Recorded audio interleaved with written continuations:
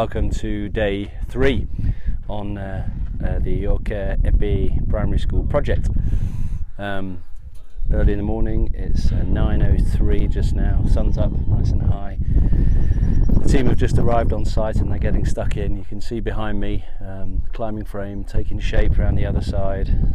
Is the shade netting going in and the fence. I'm standing right here by the beginnings of the fence.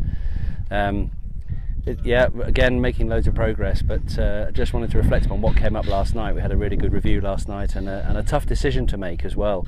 We were working late into the evening. The sun goes down at about 6 o'clock and we have about 7 o'clock, and we have a lot of work to do in the evenings, even when we get back to camp.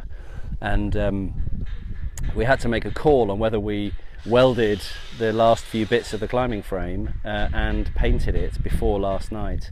And there was it's a real complexity to that decision, because some people wanted to get back and get cleaned up a little bit. It had been a really long hot day. Some people really wanted to finish the work.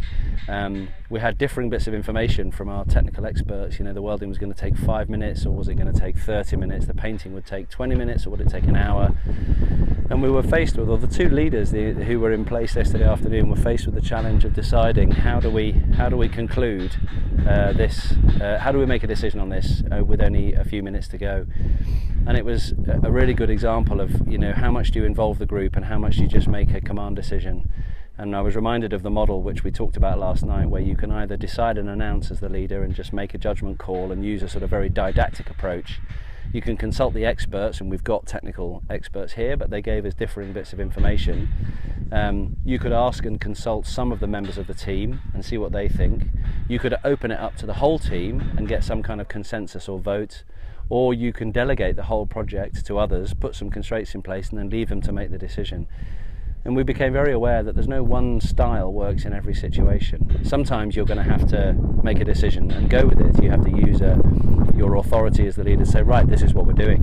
But then there are other occasions when you need to consult the group, because when you consult the group and canvass opinion and get a consensus, you have maximal levels of inclusion and then maximal levels of ownership, which is going to make the decision far more likely to stick and be lived out by the members of the team.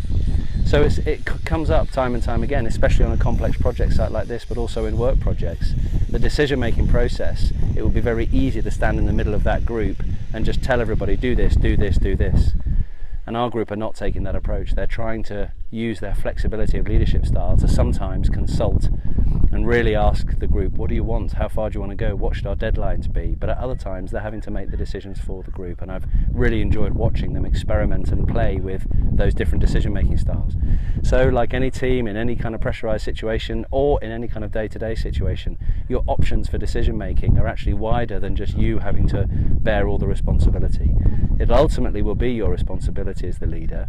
How you go about it and how you gather data is absolutely flexible in terms of the context you're in, and members of the individuals that your team is made up of, and the pressure that you're under. So today's pressure point is about decision making, the range of decision making choices you have, and it's always important to take a situational approach to your decision making. Think about the context, think about the people, and then move forward.